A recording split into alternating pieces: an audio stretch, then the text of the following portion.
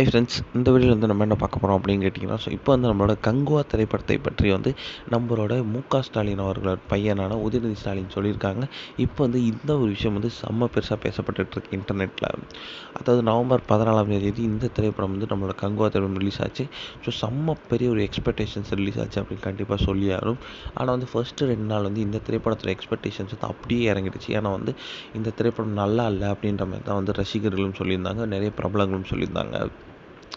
இந்த திரைப்படத்தில் வந்து ஸ்க்ரீன் ப்ளே மட்டும் தான் சரியில்லை, கதை பிரகாரம் நல்லா இருக்குது அப்படின்ற மாதிரி சொல்கிறதுனால வந்து ரசிகர்கள் வந்து இந்த திரைப்படத்தை வந்து காண அந்தளவுக்கு ஆர்வமே காட்டல. ஆனால் வந்து நேற்றுலேருந்து வந்து இந்த திரைப்படத்துக்கு நல்ல ஒரு ரெஸ்பான்ஸ் கிடச்சிக்கிட்டு இருக்குது, நல்ல புக்கிங் போயிட்டுருக்கு. இதெல்லாம் வந்து பார்த்தப்போ படம் நல்லா ஓடுது அப்படின்னு தான் நினைக்கிறாங்க. அதனாலே வந்து கிட்டத்தட்ட 3 நாட்கள் முடியல 100 கோடிக்கு மேலே வசூல் செஞ்சுருக்கு. நிறைய பிரபலங்கள் பார்த்துட்டு இருக்க நிலையில் வந்து எப்பயுமே வந்து சினிமாவில் ஒரு ஆர்வம் இருக்கிறவர் தான் நம்மளோட உதயநிதி ஸ்டாலின். அவரும் வந்து கங்குவா திரைப்படத்தை வந்து லேட்டஸ்ட்டாக பார்த்துருக்காராம். பார்த்துட்டு வந்து சூர்யாக்கே பேசியிருக்காராம். படம் ரொம்ப சூப்பராக இருக்குது, நான் பார்த்தேன்.